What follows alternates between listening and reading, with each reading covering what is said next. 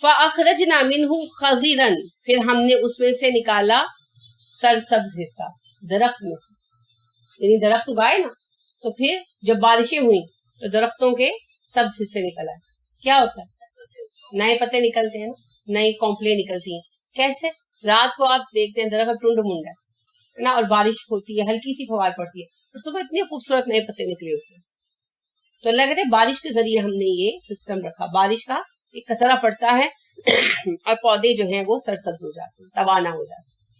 اب کیا ہے بارش کے اندر؟ بس اللہ کا حکم، پانی ہے. اسی لیے اللہ اس کو کہتے ہیں ماء مبارک، بابرکت پانی ہے. اسی سے پھر ہمارے یہاں یہ فیشن بھی چلا جس کی کوئی صنعت نہیں کہ بارش کا پانی جمع کرو، اس کو نچوڑو اور اس پر دم کر کر کے پیو. لیکن میں اس کی بالکل فیور نہیں کرتی. اس کی ریزن ہے رسول اکرم صلی اللہ علیہ وسلم نے کبھی یہ بات نہیں بتائی، اور آپ اتنے بیمار تھے، اگر اس چیز کی کوئی حقیقت ہوتی تو آپ صلی اللہ علیہ وسلم ٹرائی کر لیتے، کیونکہ آپ نے ہر چیز ٹرائی کی.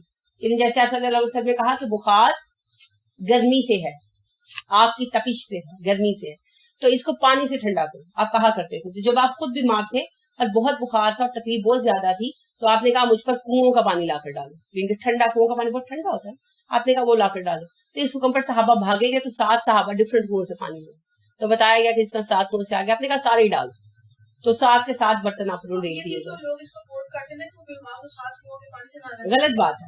آپ صلی اللہ علیہ وسلم نے یہ نہیں کہا تھا، اور نہ ہی یہ کوئی ٹوٹکا تھا 7 کا. آپ صلی اللہ علیہ وآلہ وسلم نے ہمیشہ یہ کہا، زندگی میں بھی کہا کرتے تھے کہ بخار ہو، بخار آپ کی گرمی سے ہوتا ہے، تو اس کو تم پانی سے ٹھنڈا کرو.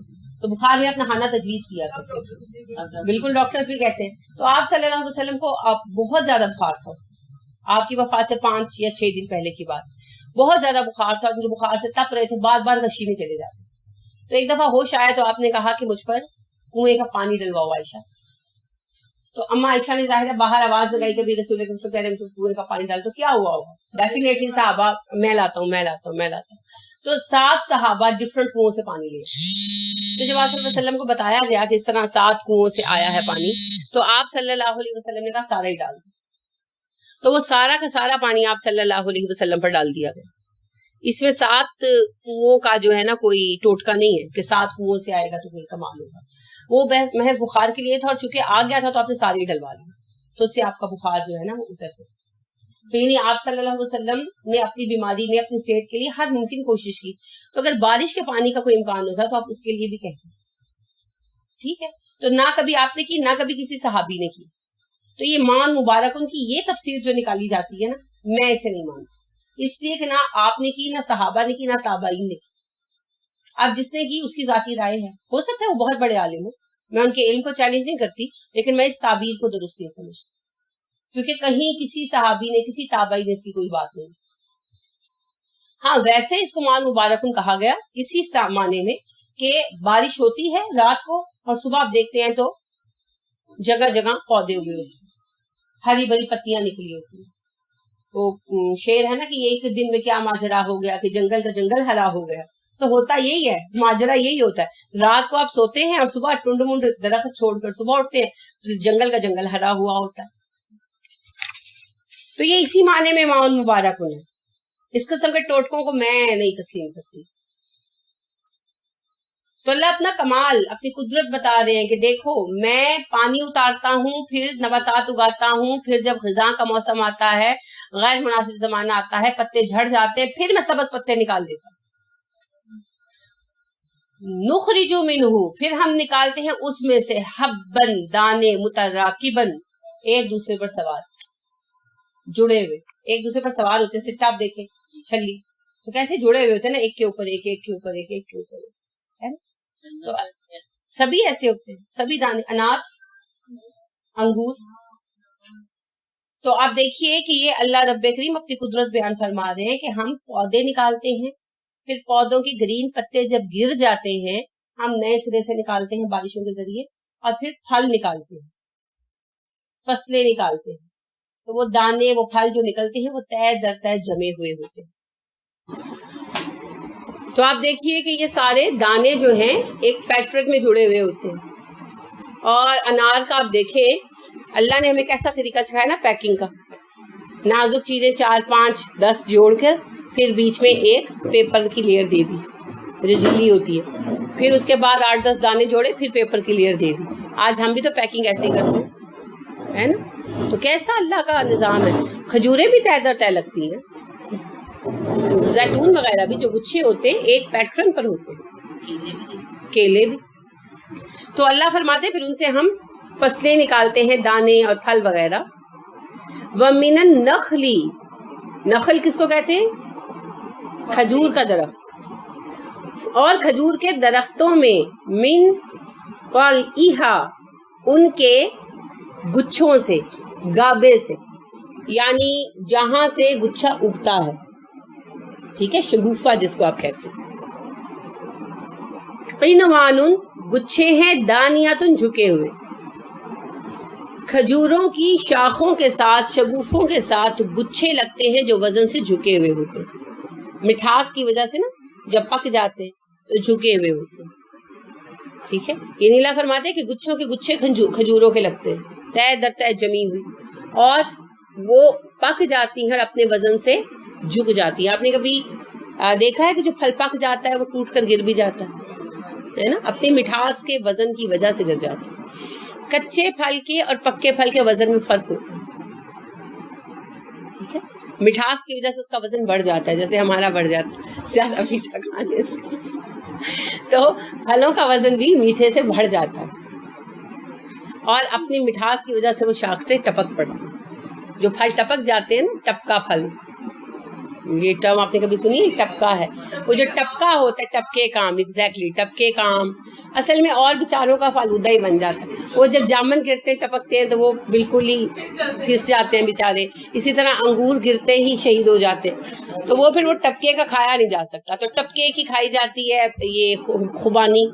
अब वो टपके की जी खुबानी जो है वो हमें अवेलेबल नहीं, वो ठंडे इलाकों में पैदा होती है, तो वहाँ जो टपकती है तो फिर शौक से खा लेते हैं, क्योंकि खुबानी थोड़ी कच्ची पैक करके भेजी जाती है। पक्की पैक करके भेजी जाए तो वो तो फिर ज़ाया हो जाए ना, तो इस वजह से थोड़ी कच्ची पैक की जाती है। जो टपका होता है वो उनके बच्चे खा जाते हैं, और वही सबसे लजीज हिस्सा होता है। तो शहतूत गिरते हैं, आपने सही कहा, शहतूत खाए जा सकते हैं। वो हालांकि बारीक होता है मगर वो बड़ा सॉलिड होता है, लिहाजा वो गिरने से दबता नहीं है, अगर उसके ऊपर कोई पाँव ना रख दे तो वो बड़े मज़ेदार होते हैं। सबसे बेहतरीन पका हुआ हिस्सा वो होता है जो अपनी पक जाने की वजह से टपक जाता है। तो टपके का आम इसलिए मशहूर है कि आम गिरता है तो वो जहाँ से टच करता है, हिट करता है ज़मीन को, वहाँ से नरम हो जाता है, बाकी आम ठीक ठाक होता है। तो वो अगर आप खाएं तो वो सबसे लजीज होता है, ठीक। तो अल्लाह रब्बे करीम यही बता रहे हैं, ये जो कहा है दानियातुन, झुके हुए। एक तो फल लगने की वजह से शाख झुक जाती है ना, फल का अपना वजन होता है, और फिर जब खजूर पकती है तो भी झुक जाती है, ठीक है, अपनी मिठास की वजह से। अल्लाह कहते हैं शगुफों पे गुच्छे लगते हैं और वो अपने फल के वजन और मिठास की वजह से झुके हुए होते हैं, इसीलिए फलदार शाख ही झुकती है। खाली दरख्त अकड़े खड़े रहते हैं। सर्फ की शाख कभी झुकी देखी? सर्फ किसको कहते हैं? सरों, श्री का पौधा, तो कभी उसको झुका देखा? अब आपको विजुलाइज नहीं आप कर पा रहे। कले में आपने वो देखे ऐसे सीधी सीधी शाखों वाले पौधे ऐसे ऐसे ऐसे आपस में बन के खड़े होते हैं, हाँ जी, लंबाई से। अच्छा, ये बाहर ये पौधे मेरे लगे हैं, यूकलिप्टस लगे हैं। यूकलिप्टस आपने झुके देखे हैं कभी? कुछ लगता ही नहीं है झुकना क्या है। तो बड़ी खूबसूरत बात जो है अल्लामा इब्ने मुबारक फरमाते हैं, वो कहते हैं कि जिसके पास इल्म होता है उसी में हिल्म होता है, खाली लोग अकड़े हुए होते हैं। इसी तरह जिस तरह जिन पौधों को फल लगता है वो झुके होते हैं, और जो खाली होते हैं वो सीधे होते हैं। तो इल्म आप में क्या लाता है? हिल्म, बुर्दबारी। इसीलिए जो अहले इल्म होते हैं किसी भी मामले में, ज़रूरी नहीं कि दीन का इल्म हो, दुनिया का इल्म भी हो, तो छोटी छोटी बातों पर नाक बो नहीं चढ़ाते, उनमें बर्दाश्त होती है। और कम पढ़े लिखे लोगों के साथ या अनपढ़ लोगों के साथ उनका रवैया शफीक होता है, क्योंकि वो जानते हैं कि इनको पता नहीं। और जो छोटी छोटी बातों पर उछल उछल पड़ते हैं और ये नाक बो चढ़ाते हैं, अपने असल से ही भागते हैं, तो दर हकीकत डिग्री हो सकती है उनके पास, इल्म नहीं। इल्म क्या लाता है? झुकाओ। इल्म झुकाओ लाता है, क्योंकि इल्म भर देता है ना, भरी हुई चीज़ झुक जाती है। तो उर्दू का मुहावरा है تھوتھا چنا باجے گھنا، خالی چنا بہت بچتا ہے. کبھی نوٹس فرمائیں، جو خالی چنے ہوتے ہیں نا، یعنی کہ جو پانی کے اوپر آ جاتے ہیں، اگر آپ ان کو اچھی طرح گیلا ہونے سے پہلے برتن میں ڈال کر کریں نا تو ان کی ساؤنڈ بڑی کرینکنگ آتی ہے، کیونکہ خالی ہوتے ہیں نا، ڈک ٹک بولتے ہیں. اور جو چنا بھرا ہوا ہوتا ہے اس کی ساؤنڈ چینج ہوتی ہے. بالکل. تو بات یہی ہے کہ علم سیکھیں تو اہل علم والا وقار بھی لائیں. وقار کیسے آتا ہے؟ جھکاؤ سے، عاجزی سے وقار آتا ہے. کیونکہ رسول اکرم صلی اللہ علیہ وسلم بہت باوقار تھے نا. کیسے تھا یہ وقار؟ آپ صلی اللہ علیہ وسلم برداشت کر لیتے تھے. اچھا مجھے آپ بتائیں، ایک عرابی آیا، میں یہ واقعہ کئی دفعہ آپ سے ڈسکس کر چکی، اس کے پہلو بہت ہیں. آپ صلی اللہ علیہ وسلم غزوہ حنین سے فارغ ہوئے تھے، پورے عرب کے بادشاہ بن چکے تھے، مکہ میں تھے ابھی، اور آپ کو یمن سے مال آیا، بہت مال تھا، آپ تقسیم کر رہے تھے. تو ایک عرابی آیا اور آپ کے گلے کی چادر اس زور سے کھینچی کہ ریش پڑ گیا، اور کہنے لگا محمد نہ تیرا مال ہے نہ تیرے باپ کا مال ہے، مجھے بھی دے. آپ صلی اللہ علیہ وسلم نے اس کو دیکھا اور مسکرائے اور کہا ہاں نہ میرا مال ہے نہ میرے باپ کا مال ہے، تم سچ کہہ رہے ہو، اور پھر اس کو دیا. اب اس بات سے اس واقعے کے اندر ایک بڑا وقار، ایک بڑا حسن پیدا ہو گیا، آپ صلی اللہ علیہ وسلم کے اخلاق کا ایک عظیم نمونہ بن گیا. ٹھیک ہے. اب اگر آپ صلی اللہ علیہ وسلم بازو چڑھا کے کھڑے ہو جاتے، تیری جرت، تو نے میرے باپ کا نام لیا، تیری ایسی کی ایسی جھگڑ پڑتے، اس سے دست و گریباں ہو جاتے، تو کیا فرق رہتا آپ میں اور اس عربی میں، ہے نا. آپ صلی اللہ علیہ وآلہ وسلم کے تحمل نے آپ کے وقار کو برقرار رکھا. اور یہی فرق ہوتا ہے بھرے ہوئے برتن کا اور خالی برتن کا. کیونکہ جس کا واقعی نسب نہیں ہوتا، جس کا واقعی مقام نہیں ہوتا، وہ ان باتوں سے چڑھتا. جو ہے ہی نسب والا، بچے کو پتا ہے، اس کو کیا فکر ہے اگر کوئی اس کو برا کہتا ہے. اگر کوئی ہے ہی علم والا تو کوئی فرق نہیں پڑتا کہ لوگ اس کو کچھ بھی جاہل کہے یا اس کے بارے میں جو بھی کہتے تھے. کیونکہ جو عزت اللہ نے دی ہے وہ تو موجود ہے نا، کسی کے کہنے سے وہ ہوا میں تو نہیں اڑ جائے گی. لہٰذا ثابت قدم بھی وہی لوگ رہتے ہیں جن کے اندر وقار ہوتا. تو عجز، عاجزی، رکنے کے معنی میں نہیں، اردو والے معنی میں عاجزی نہیں، عربی کے معنی میں عاجزی، عجز، تواضع، جھکاؤ، یہ چیزیں وقار کو جنم دیتی ہیں اور وقار آپ کو استقامت دیتا ہے. تو علم کی پہلی علامت آپ کا باوقار رویہ ہے. ڈگری تو آخر میں آتی ہے. کوئی آپ فری ہو جاتے ہیں ایک دوسرے سے بڑے فرینک، تو پھر آپ پوچھتے ہیں اچھا تم نے کہاں سے پڑھا ہے، کیا پڑھا ہے، کہ پہلے دن ہی پوچھ لیتے ہو؟ نہیں پوچھتے نا. تو پھر بعد میں پوچھتے اچھا کہاں سے پڑھا، کیا پڑھا، اچھا تمہارے پاس یہ ڈگری ہے. تو پہلی علامت آپ کا رویہ ہے، باوقار رویہ، جو آپ کے علم کی شناخت بنتا ہے. اگر آپ کے پاس وہ رویہ نہیں ہے تو آپ کے ماتھے پر کسی نے انگریو نہیں کرنا کہ جی اس نے فلاں ڈگری لی ہوئی ہے.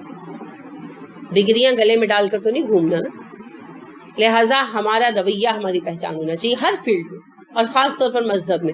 اور مجھے بہت افسوس ہوتا ہے یہ بات کہتے ہوئے، مگر یہ حقیقت ہے کہ سب سے زیادہ بد مزاج، سب سے زیادہ تھوڑ دلے، سب سے زیادہ عدم برداشت کے مظاہرے والے لوگ مذہبی لوگ.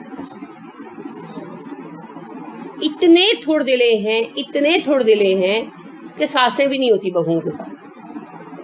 سیریسلی بہت پیمانے چھوٹے ہیں. اسی وجہ سے لوگ مذہب کی طرف آتے ہوئے گھبراتے ہیں، مذہب کی بات کرتے ہوئے گھبراتے ہیں، مذہب کا سوال پوچھتے ہوئے ڈرتے ہیں. اور ہمارے رہنما، ہمارے پیارے نبی صلی اللہ علیہ وسلم کا طریقہ کیا تھا؟ لوگ ہر بات کہہ لیتے تھے نا، اپنی ہر بات آپ سے کہہ لیتے تھے کہ نہیں.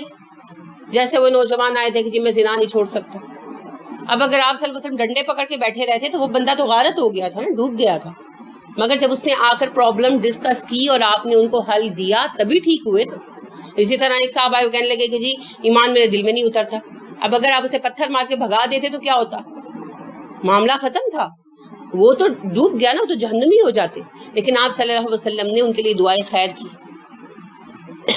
اور ان کی بیماری کا علاج بتایا اور وہ تبدیل ہوئے. تو بات یہی ہے کہ لوگ آتے تھے، یہ تو وہ باتیں ہیں جو پتہ ہیں ہمیں، یعنی صحابہ کے مابین پیش آئیں، لوگ تنہائیوں میں مل کر آپ صلی اللہ علیہ وسلم سے اپنے ذاتی، بہت ہی ذاتی قسم کے مسئلے پیش کرتے تھے، اور آپ صلی اللہ علیہ وسلم تحمل سے سنتے تھے، کیونکہ وہ انسانی مسائل ہیں اور انسانوں کو پیش آتے ہیں۔ ان باتوں کی بنا پر انسانوں سے نفرت نہیں کی جا سکتی۔ آپ صلی اللہ علیہ وسلم ان کے مسئلوں کا حل پیش کرتے تھے اور ہمیشہ نرمی سے۔ وہ دیہاتی صاحب یاد ہے جنہوں نے مسجد میں پیشاب کر دیا تھا، تو انہوں نے کیا کہا تھا کہ رسول اکرم صلی اللہ علیہ وسلم سے زیادہ نرمی سے نصیحت کرنے والا میں نے کوئی بندہ نہیں دیکھا۔ تو جب انہوں نے پیشاب کیا مسجد میں تو صحابہ نے کیا کیا؟ مارنے کے لیے کھڑے ہو گئے۔ تو آپ صلی اللہ علیہ وسلم نے کہا نہیں، اب اسے فارغ ہو لینے دو۔ بیٹھ گئے تھے نا پیشاب کرنے، آپ نے کہا فارغ ہو لینے دو، اور بعد میں کہا یہاں سے اب پانی بہا دو، جگہ دو، اور ان کو جگہ بھی دھونے کو نہیں کہا۔ ہمارے جیسا ہو تو کہتا ہے نا کم از کم جگہ دے تو، لیکن آپ سب نے کہا نہیں جگہ بھی دھو دو۔ پھر آپ نے ان کو کہا اللہ کا گھر ہے یہاں پیشاب نہیں کرتے، اور نماز میں جب بولے تو کیا ہوا؟ صحابہ نے گھورا نا ان کو، اور آپ صلی اللہ علیہ وسلم جب نماز سے فارغ ہو گئے پڑھا کر، تو آپ نے کہا کون بول رہا تھا؟ صحابہ نے کہا جی یہ، تو آپ نے بلا کر انہیں ہاتھ پکڑ کر کہا کہ نماز کے دوران باتیں نہیں کرتے۔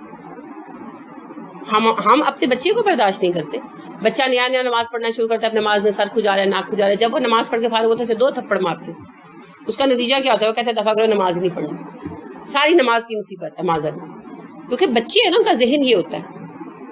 تو ہمارے غلط رویوں کی وجہ سے لوگ دین سے باغی ہوتے جا رہے ہیں۔ تحمل، وقار، برداشت، یہ علماء کی علامت ہے، علماء کی پہچان ہے۔ اسی لیے تو میں کہتی ہوں وہ بڑے بڑے ڈگری ہولڈرز جو مدرسوں سے یا یونیورسٹی سے ڈگریز لے کر نکلے ہوئے ہیں، میں انہیں عالم نہیں مانتی، اس وجہ سے نہیں کہ ان کے پاس علم نہیں ہے، بہت علم ہوگا، مجھ سے بہت زیادہ جانتے ہوں گے، میں تو کچھ بھی نہیں جانتی، لیکن ان میں نہ وہ تحمل ہے، نہ وہ وقار ہے، نہ وہ فراخ دلی ہے، نہ وہ عالی حوصلگی ہے، نہ وہ بلند نظری ہے، نہ وہ وسعت ظرف ہے کیا؟ صرف ایک ڈگری، اس سے کچھ نہیں ہوتا۔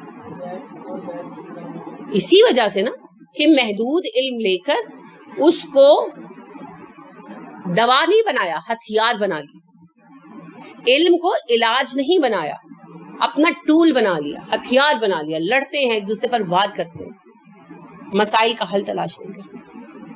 یہی تو فرق ہے ایک عالم میں اور ایک ڈگری ہولڈر میں۔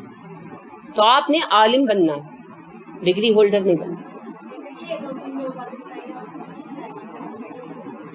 بہت شکریہ۔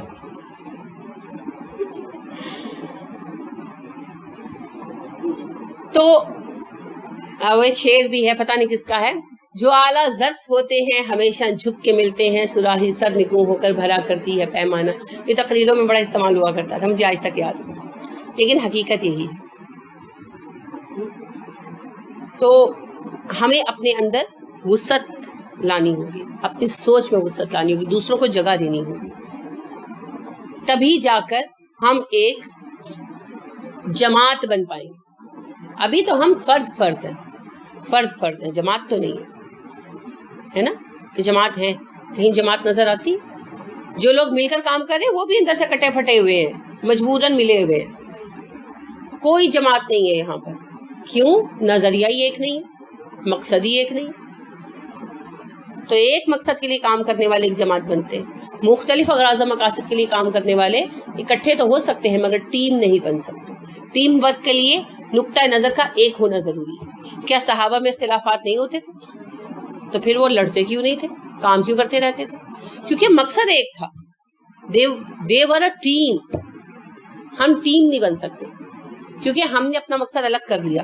میں اپنی جماعت کی سربلندی چاہتی ہوں، آپ اپنی جماعت کی سربلندی چاہتی ہیں، وہ اپنی جماعت کی سربلندی چاہتی ہے۔ اسلام کی سربلندی کون چاہتا ہے؟ کوئی بھی نہیں، اس لیے اکٹھے نہیں ہو رہے۔ تو اللہ کی رسی کو پکڑو اور اکٹھے ہو جاؤ۔ واعتصموا بحبل اللہ جمیعا ولا تفرقوا، تب جا کر ٹیم بنے گی، اور جب ٹیم بنے گی ٹیم ورک ہوگا۔ ٹیم ورک کے بغیر دین کا کام نہیں ہو سکتا، ورنہ رسول اکرم صلی اللہ علیہ وسلم تنہا کر لیتے۔ کیوں ٹیم اکٹھی کی؟ تو ٹیم ورک کے بغیر کام نہیں ہو سکتا، اکیلا چنا بھاڑ نہیں جوڑ سکتا، ٹھیک ہے؟ افراد کے ہاتھوں میں ہے اقوام کی تقدیر، ہر فرد ہے ملت کے مقدر کا ستارہ، تو ہر بندے نے کام کرنا ہے۔ اب دیکھیں ابو بکر جو تھے ان میں برداشت، تحمل اور ٹینشن لینے کی، پریشر لینے کی صلاحیت تھی۔ جتنا پریشر ابو بکر صدیق رضی اللہ عنہ نے 2.5 سال میں لیا ہے، عمر رضی اللہ عنہ نے اپنے پورے زمانے میں نہیں لیا. اس وقت ایک ایسا ماحول تھا نا کہ لگتا تھا کہ بس اسلام گیا، رسول اکرم صلی اللہ علیہ وسلم کی وفات کے ساتھ یہ دین بھی مٹ جائے گا. اس پریشر کو لینے کی قوت ابو بکر میں تھی، انہوں نے لیا. سیاسی فہم و فراست جو عمر میں تھی کسی میں نہیں دیکھی گئی. ایسے ہی ہے نا، آپ دیکھیے کہ جنگوں کو لیڈ کرنے کی جو صلاحیت خالد میں تھی، عمر بن العاص میں تھی، وہ عمر میں نہیں تھی. ہر کسی کا اپنا کام ہے نا. علی رضی اللہ عنہ نے علمی جو کام کیے وہ عمر یا خالد بن ولید نہیں کر سکتے تھے، وہ علی ہی کر سکتے تھے بیٹھ کر. وہ علم کی لگن، وہ درد انہی کے اندر تھا. تو ہر بندے کی فیلڈ ہے بھائی. آپ کو ٹیم ورک کے لیے ہر رستے پر، ہر طرف پر بندہ چاہیے، اور ہر بندے کی اپنی اسپیشلٹی ہے. اسی اسپیشلٹی کے ساتھ آپ کو اس کو استعمال کرنا ہے، اور کسی بندے کے بغیر ٹیم نہیں چل سکتی. یعنی ایک ملک ہے نا، تو اس میں مزدور بھی چاہیے، کارخانہ دار بھی چاہیے، ملازم بھی چاہیے، مالک بھی چاہیے، ڈاکٹر بھی چاہیے، پیشنٹ بھی چاہیے، سبھی چاہیے. تو سبھی کا ہونا ضروری ہے، اور آپ کسی کے بغیر بھی نہیں چل سکتے. تو یہ ٹیم ورک ہے، اور ٹیم ورک تبھی ہوتا ہے جب دل کھلے ہوئے ہو. جب دل نہ کھلے ہوئے ہوں تو پھر ٹیم ورک نہیں ہو سکتا. آپ دیکھیں جیسے کرکٹ ٹیم ہے آپ کی، تو آپس میں اختلافات بھی ہوتے ہوں گے، اکٹھے رہتے ہیں، لڑتے بھی ہوں گے، سبھی کچھ کرتے ہوں گے، انسان ہے. لیکن کھیلتے وقت تو ایک دوسرے کے ساتھ کھیلتے ہیں نا. یا ایک کہے کہ اچھا میں لڑائی ہو گئی ہے تو یہ اب بالنگ کر رہا ہے تو میں تو فیلڈنگ نہیں کروں گا، نہیں پکڑوں گا، وہی نا، فیلڈنگ نہیں کروں گا. اب اس نے بال کیا، وہ کہہ رہا ہے پکڑو پکڑو، کیچ آؤٹ ہو رہا ہے، وہ کہتا ہے میں نہیں پکڑتا، تمہاری میری لڑائی ہوئی ہو گئے میچ، ہے نا. نہیں ہوتا اس طرح. آپس میں ایک دوسرے کی شکل دیکھنے کے روادار نہیں ہے، ایک دوسرے سے بیزار ہے، مگر جس وقت میدان میں اترے ہیں وی آر اے ٹیم، ہمیں کام کرنا ہی کرنا. اس کے یعنی اس کے اوپر ہٹ کے اوپر میں نے رنز بنانے ہی بنانے ہیں، چاہے مجھے اس سے نفرت ہی کیوں نہیں. بس یہی روح ہے جس کے ساتھ کام ہوتا ہے، اسی روح کے ساتھ لوگ ساتھ چلتے ہیں. ٹھیک ہے، تو ہمیں بھی اپنے اندر وہ وسعت قلبی لانی ہے. اسلام اور علم نفرتیں نہیں دیتا، علم تو جوڑتا ہے. یہ جو نفرتیں ہیں نا دین والوں کے اندر، دراصل انہوں نے علم نہیں لیا، انہوں نے ڈگریاں لی. علم اندر اتر جاتا تو وہ اللہ کے بندوں سے نفرت کر ہی نہ سکتے، کیونکہ جنت کا سفر کوئی بھی تنہا طے نہیں کر سکتا. جنت کا سفر گروہ در گروہ ہوگا. اللہ حساب کے لیے بار بار کہتے ہیں نا میں اکیلا بلاؤں گا، اور جنت کے لیے بار بار کہتے ہیں گروہ جائیں گے، اور جہنم کے لیے بھی کہتے ہیں گروہ جائیں گے. کوئی تنہا جنت کا سفر طے نہیں کر سکتا. آپ کو ایٹماسفیئر چاہیے. ٹھیک ہے، آپ چھپ کر کرسپ کھا سکتے ہیں، لیکن آپ چھپ کر ڈائٹنگ نہیں کر سکتے. رائٹ، آپ کو اپنے ساتھ چاہیے گھر کے لوگ. اسی طرح گناہ چھپ کر ہو سکتا ہے، لیکن نیکی کرنے کے لیے آپ کو فضا چاہیے، آپ کو ساتھی چاہیے. تو آپ جنت کا سفر تنہا نہیں کر سکتے، آپ کو ٹیم ورک کرنا ہی پڑے گا، ٹیم کا حصہ بننا ہی پڑے گا. تو اس کے لیے وسعت قلبی چاہیے، محبت چاہیے، اور محبت بے انتہا محبت. کیسی محبت؟ جیسی رسول اکرم صلی اللہ علیہ وسلم میں تھی. کتنا پیار تھا آپ کے اندر، کتنا پیار تھا، کتنوں سے کرتے تھے. جی عمر بن العاص کہتے ہیں میں اسلام قبول کیا میں نے تو مجھے لگتا تھا مجھے سب سے زیادہ پیار کرتے ہیں. تو میں نے پوچھا آپ کو سب سے زیادہ پیار کس سے ہے؟ تو آپ صلی اللہ علیہ وسلم نے کہا عائشہ سے. کہتے ہیں میں نے کہا میں مردوں میں پوچھ رہا ہوں. آپ نے کہا عائشہ کے باپ سے. کہتے ہیں میں نے کہا اس کے بعد کہنے لگے عمر سے. تو کہتے ہیں میں نے اس کے بعد پوچھا ہی نہیں کہ وہ نہ ہو میرا نمبر بہت پیچھے چلا جائے. میں تو سمجھتا ہوں مجھے سب سے زیادہ پیار کرتے. دل کے اندر تو کیفیت اللہ ہی جانتا ہے، لیکن کم از کم آپ سب سے برتاؤ تو یکساں رکھ سکتے ہیں. اور محبت کی کمی دل کی تنگی کا باعث بنتی ہے، اور دل کی تنگی بیماری. آپ محبت اس لیے کر لیں سب سے کہ آپ اپنے دل کا مرض دور کرنا چاہتے ہیں. اگر آپ دوسروں سے ویسے پیار نہیں کر پاتے تو ویسے تو انسانوں سے محبت بذات خود ایک جو ہے نا تھراپی ہے. جانوروں سے محبت کرو تو یہ ہوگا وہ ہوگا، میں یہ نہیں کہتی، لیکن انسانوں سے محبت کیوں نہیں کرتے؟ آپ پیٹس رکھتے ہیں، میں پیٹ رکھنے کے خلاف نہیں ہوں، آپ پیٹ رکھتے ہیں اور خوشی ہوتی ہے نا تو ایک بندہ ہی بطور پیٹ پال دے، کوئی بندہ، کیوں نہیں پالتے؟ انسان محبت کو ترسے ہوئے ہیں، انسان محبت کو ترسے ہوئے ہیں۔ میں یہ نہیں کہہ رہی آپ اسے پنجرے میں رکھ لیں میرا یہ مفہوم نہیں ہے، مطلب یہ ہے کہ آپ جیسے پیٹ کو، پیٹ سے آپ کیا کرتے ہیں؟ اس کا خصوصی خیال کرتے ہیں نا، تو آپ کسی بندے سے ویسا پیار کر لیں، آپ دیکھیں آپ کے دل کو کیسی خوشی ملتی ہے۔ اصل میں ہم نا اوور سینسٹیو ہو جاتے ہیں انسانوں کے معاملے میں، جانور کبھی نہیں ستاتے ہیں، بہت ستاتے ہیں، میں نے بھی پیٹس رکھے اور میں پیٹس رکھنے کے خلاف نہیں، مگر جانور بھی ستاتے ہیں، بہت ستاتے ہیں، ادھر پیشی کر دی، ادھر پوٹی کر دی، آپ کو پنجہ مار دیا، آپ کے بچے کو پنجہ مار دیا، ایویں کوئی وجہ نہیں ہے، کچھ کیا بھی نہیں بچے نے، چادر پہ چڑھ کر پنجے مارے، چادر پھاڑ دی، 100 طرح کے نقصان کرتے ہیں۔ آپ کہتے ہیں چھڈو، بلی ہے، کی کہیے، جانور۔ انسانوں کو بھی تھوڑی سی جگہ دے دیں، اگر اس نے آپ کے خلاف مرضی کام کر دیا۔ ہم بڑی تیزی کے ساتھ رشتے کاٹ دیتے ہیں۔ آپ کو جتنی توقع آپ کے رشتے سے ہے اتنی ہی توقع آپ کے رشتے کو آپ سے ہے۔ آپ نے سوچا آپ اس توقع پہ پورے نہیں اترے، اگر اگلے نے غلطی کی تو آپ نے بھی تو معاف نہیں کیا، تو حساب برابر، دونوں ہی مقام سے گر گئے۔ کیونکہ دیکھیں توقعات کا کھیل بڑا عجیب ہے۔ اگلا بچہ جب چیختا ہے نا، ماں پر چیختا ہے نا، دادی پر چیختا ہے، کسی اجنبی پر نہیں چیختا، کیونکہ اسے ماں سے توقع ہوتی ہے میرا ایٹیٹیوڈ برداشت کر لے گا۔ تو میں یہ نہیں کہہ رہی کہ ماں کو برداشت کرنا چاہیے، اس وقت اس کو تہذیب سکھانی چاہیے، بالکل درست، لیکن میرے کہنے کا مطلب یہ ہے کہ بچے ضد ماں باپ سے کرتے ہیں، یا دادی دادا سے، نانی نانا سے، کیونکہ انہیں پتا ہوتا ہے یہ ہمیں برداشت کر لیں گے، اور اگر وہ خلاف توقع ان کی اس بات کو برداشت نہ کرے تو ان کے لیے زیادہ بڑا جھٹکا ہوتا ہے، یہ ان کے لیے زیادہ بڑا جھٹکا ہوتا ہے۔ تو تربیت کے لیے آپ ان کو یہ جھٹکا دیں۔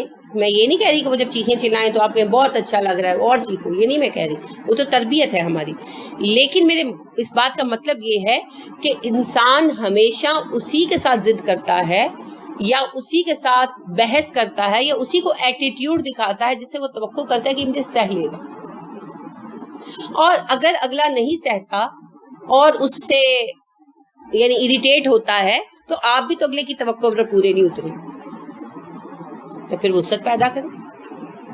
تعلقات نبھانے کی بنیاد وسعت ہے، وسعت قلبی، قوت برداشت بڑھانا، اور جو ہے نا ضبط نفس، اس کی سب سے بڑی ٹریننگ بھی رشتے نبھانا ہے نا، اپنے اوپر قابو آ جاتا ہے اگر آپ رشتے نبھانے لگ جائیں نا، تو آپ میں اتنا ضبط پیدا ہو جاتا ہے کہ آپ اپنی ناپسندیدگی چہرے پر بھی نہیں آنے دیتے، تو ضبط نفس کی ٹریننگ بھی ہے۔ ضبط نفس کے لیے ایک چھوٹی سی ٹپ ہے، اور یہ مجھے پریکٹیکلی بھی ٹرائی کر کے دیکھی ہے۔ اگر آپ کھانے میں اپنے آپ پر کنٹرول رکھ سکتے ہیں تو آپ بہت ساری چیزوں میں آپ اپنے پر بہت بہتر ہوگا۔ آپ نے صحیح فرمایا، کھانے پر کنٹرول کرنا بالکل ضبط نفس کی ایک اہم سیڑھی ہے، اور رشتہ داروں کو سہنا، ان کے ایٹیٹیوڈ کو سہنا بھی ایک اہم سیڑھی ہے۔ اپنی اپنی پاسبلٹیز ہے نا، کس کو کیا موقع ملتا ہے، ٹھیک ہے۔ تو پھلدار درخت بنے، جھکے ہوئے آدمی بنے،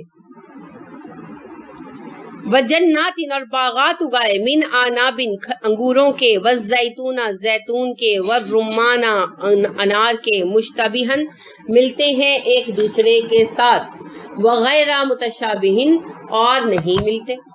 کیا مطلب ہے؟ شکلیں سب کی آلموسٹ گول ہوتی ہے، پھل زیادہ تر گول ہوتے ہیں نا، کلر بھی قریب قریب ہوتے ہیں، مگر ذائقہ سب کا الگ ہوتا ہے۔ پھر آپ دیکھیں انار ہی کے اندر جو ٹائپس ہیں، دیسی انار کا ٹیسٹ اور ہے، اور کندھاری انار کا اور ہے، ہاں جی، اور وہ جو بدانہ انار ہے وہ اور ہے، وہ جو گٹھلی کے بغیر ہے وہ تو اور ہی چیز ہے۔ سب اناروں کی الگ الگ ٹائپس ہیں، الگ الگ قسمیں ہیں، اور انہی قسموں کے ساتھ جو ہے ہم فائدہ اٹھاتے ہیں۔ اب یہاں جو اللہ نے گنوائے انگور، زیتون اور انار، تو عام طور پر ہوتا ہے ان کے بارے میں کہ اللہ نے گنوائے ہیں تو بڑے اہم ہیں، بلا شک و شبہ یقیناً اہم ہیں، لیکن ویسے اس وجہ سے خاص طور پر گنوائے کہ عرب میں پائے یہی جاتے تھے۔ مجھ سے کسی نے ایک مرتبہ کوشچن کیا کہ آم کا قرآن میں ذکر نہیں آیا تو آم پھر اہم پھل نہیں ہے. بھائی قرآن عرب میں نازل ہو رہا تھا, عربوں کو اس وقت آم کہاں ملتے تھے کھانے کو, ہے نا, تو پھر عربوں کو کیا پتا واٹ از آم, آم کو عربی میں کیا کہتے ہیں, ہے نا. تو جس چیز سے عربوں کی واقفیت ہی نہیں ہے ان کو کیا کہانی سنانی. ان کے ہاں انگور اگتے تھے, زیتون اگتے تھے, انار اگتے تھے, کھجوریں اگتی تھیں. آپ جب اپنے بچوں کو سکھاتے ہیں کچھ تو اپنے ملک کی چیزوں کی دیتے ہیں نا تعلیم, کہ غیر ممالک کی. اب جب میڈیا عام ہو گیا, گلوبل ولیج بن گئی یہ دنیا, تو بچے بہت ساری ایسی چیزوں کی فرمائشیں کرتے ہیں جن کے ہمیں نام بھی نہیں آتے. پھر ہم بیٹھ کر ڈھونڈتے ہیں اچھا یہ کیا چیز ہے, یہ کیسے بنتی ہے نا, تجربہ ہوا ہوگا آپ کو. تو بات یہی ہے کہ جس علاقے میں نازل ہو رہا تھا قرآن وہیں کے معروف اور قیمتی پھلوں کا ذکر کیا گیا. اس سے یہ بے شک یہ درست ہے کہ ان پھلوں میں زیادہ خصوصیات ہوں گی, مجھے اس سے انکار نہیں ہے, لیکن اس کا مطلب یہ نہیں کہ باقی پھلوں کی اہمیت کوئی نہیں. اب ناشپاتی وہاں پیدا ہی نہیں ہوتی تھی, تو لہٰذا بات یہ ہے کہ, اور نہ ہی قرآن کوئی جو ہے نا باٹنی کی کتاب ہے کہ جس میں ساری پھلوں کی جو ہے وہ بحث کی گئی. چند مثالیں پیش کی گئی ان عام پھلوں کی جو ہر گھر میں استعمال ہوتے ہیں, اور بنیادی طور پر یہ وہ پھل ہے جن سے پوری دنیا واقف ہے. تو اس وجہ سے ان چند خاص پھلوں کا ذکر کر دیا گیا جو ساری دنیا میں استعمال ہوتے ہیں. اب جن پھلوں کا ذکر نہیں آیا ان کی اہمیت یا افادیت اس سے کم نہیں ہوتی. تو ہر پھل کا اپنا فائدہ ہے, کھائیں خوشی خوشی. اور یعنی یہ آم کے سوال سے انہوں نے مجھے کہا کہ پھر جنت میں آم ہوگا کہ نہیں ہوگا. بھائی کیوں نہیں ہوگا, یہ کون سا ٹوٹکا ہے, جنت میں بھی ہوگا. سب سے اہم بات یہ ہے کہ کہاں اللہ نے کہا کہ جن چیزوں کا ذکر قرآن میں نہیں آیا وہ جنت میں نہیں ہوگی. وہ تو ہمارا ذکر بھی نہیں آیا تو پھر ہم نہیں ہوں گے. کیوں نہیں ہوں گے بھائی, ہم بھی ہوں گے, تو عام بھی ہوں گے انشاءاللہ. آپ جو چاہیں گے جنت میں ہوگا. تو یہ بچگانہ باتیں. انظرو دیکھو, انظرو کہاں پر آتا ہے, جہاں پر غور و فکر کی دعوت دی جاتی ہے. جیسے انگلش میں کہا جاتا ہے لک اینڈ بی ہولڈ, اسی طرح ہے جہاں اردو میں بھی ہم کہتے ہیں ذرا دیکھو تو صحیح, یہ بات یوں اور یوں ہوئی. تو دیکھنا بمانے غور و فکر کرنا. انظروا الی ثمرہ, ذرا ان کے پھلوں کو دیکھو تو صحیح. اذا اثمر, جب وہ پھل دیتا ہے, وینعہ, اور پکتا ہے. پھلوں کے اگنے اور پکنے کا پروسیس تو دیکھو, غور کرو کس طرح پھل اگتا ہے, کس طرح پکتا ہے. تو یہ میں انگور کا ہی دیکھ رہی تھی کہ اس کی ڈال بالکل آلموسٹ ختم ہو گئی تھی, اس کی بیل. تو پھر جب موسم آیا گرمی کا, بارشیں کچھ ہوئی, اس کے بعد اس پہ پتے آئے بڑے خوبصورت تازہ تازہ. پھر اس کے اوپر ایک رات سو کر اٹھے تھے, انگور لگے ہوئے تھے چھوٹے چھوٹے باریک باریک گچھے, پورے گچھے تھے مگر بالکل چھوٹے اور باریک. پھر وہ بڑے ہوتے گئے اور پورا انگور تیار ہو گیا. تو اللہ کہتے کہ ذرا غور کرو, یعنی یہ کوئی اور کر سکتا ہے, کسی اور کے بس کی بات ہے. آپ انسانی لیول پر کسی طرح کر سکتے ہیں, ناممکنات میں سے ہے. تو وہ رب ہی ہے جو پتے نکالتا ہے, پھل نکالتا ہے, پھر ان پھلوں کو پکاتا ہے ہمارے لیے, اور پھر ہمارے کھانے کے قابل بناتا ہے. اِنَّا بلا شک و شبہ فی ذالکم, ان سب مثالوں میں تمہارے لیے, لآیات, تذکرہ ہے, لقوم یؤمنون, ایمان رکھنے والوں کے لیے. ان سب نشانیوں میں, باتوں میں دلائل ہے. ایک پھل کے اگنے پکنے میں دلیل ہے, مگر کس کے لیے ہے, جو مان لو. نہ مانو تو کوئی دلیل نہیں. دس از سائنس. اور غور کریں تو دلیلیں بکھری پڑی ہے نا. بس یہی بات, جو ماننا چاہے. بات کی وقت وہیں ہوتی ہے جہاں کوئی بات کو سمجھنے کی اہلیت رکھتا ہو. شیخ سعدی بڑی خوبصورت ایک حکایت بیان کرتے ہیں کہ ایک استاد دین کے تھے. انہوں نے اپنے بچوں سے کہا کہ بچوں, یہ ایک ایک دین کا مسئلہ جو میں تمہیں سکھا رہا ہوں یہ کئی ہزار روپوں کا ہے. تو ایک بچہ جو ہے اس کا جوتا ٹوٹ گیا, تو وہ موچی کے پاس گیا, کہنے لگا کہ میرا جوتا مرمت کر دو تو میں تمہیں دین کا ایک مسئلہ بتاؤں گا. وہ موچی بگڑ گیا, کہنے لگا کہ پیسے دو تو گانٹتا ہوں, مسئلے رکھو اپنے پاس. اس کو بڑی حیرت ہوئی, وہ استاد کے پاس آیا, کہنے لگا کہ سر جی آپ نے تو کہا تھا ایک مسئلہ ہزار روپے کا ہے, تو وہ تو ایک جوتا نے میرا گانٹ رکھا ایک مسئلے کے بدلے میں. استاد نے اس کو ایک موتی دیا اور کہنے لگا کہ اس کو سبزی مارکیٹ میں لے جاؤ اور جو ہے نا اس کے بدلے میں دیکھو کیا ملتا ہے. تو وہ ایک سبزی فروش کے پاس گیا, کہنے لگا کہ جی یہ موتی یہ آپ رکھ لیں اور مجھے اس کے بدلے میں جو ہے نا چیزیں دے دیں. اب اس کو پہچان نہیں تھی کہ موتی ہے, ریئل ہے, قیمتی ہے کیا. تو اس نے کہا یہ کیا نگینا سا ہے, چلو میں تمہیں اس کے بدلے میں سیر بھر یہ ٹماٹر دے دیتا ہوں. ہاں سبزی کوئی بھی، اس نے کہا نا کہ سیر بھر میں تمہیں سبزی دے دیتا ہوں، ٹماٹر یا کھیرا کچھ بھی آپ کہہ لیں، اس سے فرق نہیں پڑتا. تو جو ہے نا یہ اس کی اتنی قیمت ہے، میرے بچے کھیل لیں گے اس کے ساتھ، میرے کس کام کا ہے، پیسے لاؤ تو جو سبزی لینی ہے لے جاؤ. وہ اپنے استاد کے پاس واپس آیا، استاد نے کہا اچھا اسے جوہری کو دکھاؤ. جب جوہری کے پاس لے گئے تو جوہری نے دیکھا، اس کو پرکھا تو کہنے لگا کہ اس کی قیمت تو بہت زیادہ ہے، اگر میں تمہیں اپنی پوری دکان بھی دے دوں تو اس کی قیمت ادا نہیں کر سکتا. ہاں میں تمہیں ایسے افراد بتا سکتا ہوں جو بڑے جوہری ہیں اور وہ اس کی قیمت ادا کر سکتے ہیں. تو وہ واپس آیا اپنے استاد کے پاس، بڑا حیران تھا. استاد کو کہنے لگا مجھے سمجھ نہیں آئی کہ وہ کلو ٹماٹر باخوشی نہیں دے رہا تھا تو وہ پوری دکان کو بھی اس سے کم مان رہا تھا، تو یہ کیا فرق ہے؟ اس نے کہا اصل بات یہ ہے کہ ہیرے کی پہچان جوہری کو ہوتی ہے، تو علم کی پہچان عالم کو ہوتی ہے. ٹھیک ہے، اور علم کی پہچان کی آپ اہمیت دیکھیں کہ آپ کو یہ واقعہ آپ نے پڑھا ہوگا کہ ابو ہریرہ رضی اللہ عنہ جو ہیں، آپ صلی اللہ علیہ وسلم نے انہیں گیہوں وغیرہ آیا تھا اور جو آیا تھا صدقات کا، تو آپ نے اس کی نگرانی کی ڈیوٹی دی حضرت ابو ہریرہ کو. تو رات کے وقت ایک شخص آیا اور وہ جو ہے نا اس میں سے غلہ بھرنے لگا. تو ابو ہریرہ نے اس کو پکڑا تو کہنے لگا کہ میرے بچے چھوٹے ہیں اور میرے پاس کچھ نہیں ہے کھانے کو، مجھے معاف کر دو. تو ابو ہریرہ نے چھوڑ دیا. اگلے دن رسول اکرم صلی اللہ علیہ وسلم نے پوچھا کہ ابو ہریرہ تمہارے چور کا کیا ہوا؟ تو کہنے لگے کہ جی وہ اس نے مجھے یہ بات کی تو میں نے چھوڑ دیا.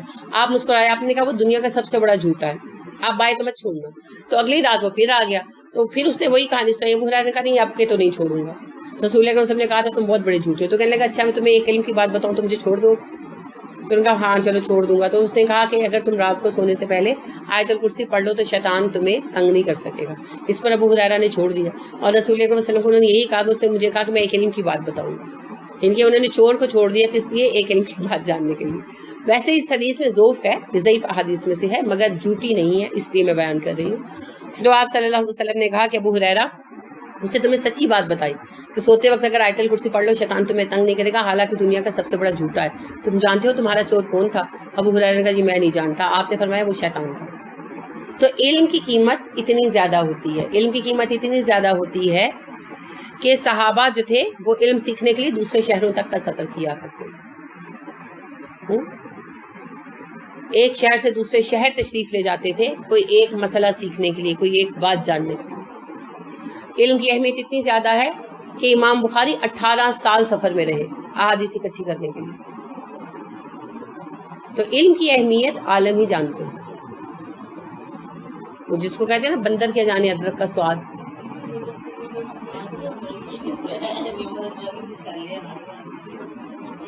نہیں وہ موضوع ایسا ہے، مثالیں تو ایسے ہی ہوتی ہیں. دیکھیے پتہ کیا ہے، ہم اہمیت نہیں نا جانتے، ہم اہمیت نہیں جانتے. آپ دیکھیں اگر ہم اہمیت جانتے ہوں تو ہم خطرات بھی بھول جائیں اور پریشانیاں بھی. آپ کو یاد ہے کہ وہ پچھلے دن ایک حادثہ ہوا تھا بہت برا، ایک آئل ٹینکر الٹ گیا تھا تو گاؤں کے لوگ آئل بھرنے کے لیے آ گئے تھے. ان کو پتہ نہیں تھا خطرہ ہے، سب کو پتہ ہے. اتنی نالج آج دیہاتوں میں بھی موجود ہے، مگر چونکہ وہ پیٹرول کی قیمت اور ویلیو جانتے تھے تو خطرہ بھی بھول گئے اور جل بھون گئے سارے. اللہ رب العالمین ان کی مغفرت فرمائے. بات یہ ہے کہ اگر ہم اہمیت جانتے ہو نا علم کی، اور ہم مقام جانتے ہو عالم کا اور طالب علم کا، تو پھر ہم خطرے بھی بھول جائیں. مگر چونکہ ہمیں اہمیت ہی نہیں پتا تو ہم کہتے ہیں لا اینی گرمی چ جاواں، لا اینی سردی چ جاواں. آپ دیکھ لیں اب گرمی ہے تھوڑی تو کلاس کی رونق آدھی ہوئی پڑی ہے. اب موسم بہتر ہوگا تو آئیں گے، پھر سردی ہو جائے گی تو پھر سارے غائب ہو جائیں گے. یہ سب کچھ پتہ ہے کیا ہے؟ ہمیں علم کی اہمیت ہی نہیں پتہ. علم کی اہمیت یہ ہے کہ عمر فاروق رضی اللہ عنہ کے صاحبزادے عبداللہ اپنے باپ کا گھر چھوڑ کر صحابہ صفہ میں بیٹھے تھے. یعنی کھانا نہیں ملتا تھا صحابہ صفہ کو، انہوں نے کبھی بادر نہیں کیا. اسی طرح عباس کے بیٹے عبداللہ صحابہ صفہ میں آ کر شامل ہو گئے، حالانکہ عباس قریش کے سب سے امیر آدمی تھے. تو باپ کے گھر کا عیش و آرام چھوڑ کر صحابہ صفہ میں شریک ہو گئے. علم کی اہمیت، علم سیکھنا. تو علم ملتا ہے بڑے ہی نصیب والوں، کیونکہ رسول اکرم صلی اللہ علیہ وسلم نے ارشاد فرمایا انبیاء کا ورثہ علم ہے اور انبیاء کے وارث علماء ہیں. جسے اس ورثے میں سے تھوڑا سا حصہ بھی ملا اسے خیر کثیر ملا. اور آپ فرماتے ہیں جس پر اللہ رحم کرنے کا ارادہ کرتا ہے اسے دین کا فہم عطا کر دیتا ہے. اور آپ صلی اللہ علیہ وآلہ وسلم نے ارشاد فرمایا میری امت کے سب سے بہترین لوگ وہ ہیں جنہیں اللہ نے علم دیا اور مال دیا، اور وہ دونوں کو اللہ کی راہ میں خرچ کرتے ہیں۔ اور اس کے بعد وہ لوگ ہیں جنہیں اللہ نے علم دیا مال نہیں دیا، وہ علم خرچ کرتے ہیں اور مال کے لیے خواہش کرتے ہیں کہ اللہ ہمیں دیتا تو ہم بھی یوں ہی خرچ کرتے ہیں۔ اور سب سے بدترین لوگ وہ ہیں جنہیں اللہ نے نہ علم نہیں دیا اور مال دیا، اور وہ مال کو بے دریغ لٹا رہے ہیں۔ اور ان سے بدترین لوگ وہ ہیں جنہیں، یعنی ان کے بعد بدترین لوگ وہ ہیں جنہیں اللہ نے مال نہیں دیا اور وہ خواہش کرتے ہیں کہ کاش ہمارے پاس مال ہوتا تو ہم بھی ایسے ہی لٹاتے جیسے یہ لٹاتے۔ تو بہترین لوگ پھر کون ہیں؟ علم والے۔ اور یہ حدیث تو آپ کو پتہ ہی ہے، تم میں بہترین وہ ہے جو قرآن سیکھتا ہے قرآن سکھاتا ہے۔ یہ چیزیں جان لے نا تو یہ گھروں سے نکل، لیکن مسئلہ یہ ہے کہ ہمیں الجھا لیا ہے دنیا نے۔ رسول اکرم صلی اللہ علیہ وسلم نے صحابہ سے کہا تھا مجھے تم سے غربت کا خوف نہیں ہے، مجھے تو ڈر یہ ہے کہ تمہارے پاس دنیا آئے گی جیسے پہلی امتوں کے پاس آئی، تم دنیا میں ڈوب جاؤ گے کانوں تک۔ تو ہم بھی ڈوب گئے دنیا میں نا، جوڑے نہیں چھوڑتے، سیل لگی ہے تو کیسی بھاگتی ہیں خواتین، اور علم فری ہے تو ہوا کرے، ہمیں کیا۔ وہ جی جگہ جگہ قرآن پڑھا دیں، رائٹ، جگہ جگہ قرآن پڑھا رہے تو جگہ جگہ سیلیں نہیں لگی، کیوں بھاگ رہے ہو؟ اچھا مجھے کسی نے بتایا نئی برانڈ آ رہی ہے اعلان والوں کی زاہا، اور انتظار کر رہے ہیں فلاں تاریخ کو آنی۔ سبحان اللہ، کبھی کلاس کا ایسے انتظار فرمایا، کبھی علم کا ایسے انتظار فرمایا؟ یہ امت خرافات میں کھو گئی، حقیقت حکایات میں کھو گئی۔ تو ان خرافات سے نکلنا ہوگا، زہد کی طرف آنا ہوگا، تب جا کر دین کا کام ہو سکے۔ اللہ میں توفیق عطا فرمائے۔ آج کی آیات بہت ہی، یہ پورا جو حصہ ہے بیان کا یہ بہت غور و فکر والا ہے، تو میں آپ سے توقع کرتی ہوں کہ آپ گھر میں بھی اس پر غور و فکر فرمائیں گے۔ اللہ آپ کو غور و فکر کی اور تفقہ کی صلاحیت عطا فرمائے، آمین۔ سبحانک اللہم و بحمدک و نشہد ان لا الہ الا انت و نستغفرک و نتوب الیک۔ السلام علیکم و رحمۃ اللہ وبرکاتہ۔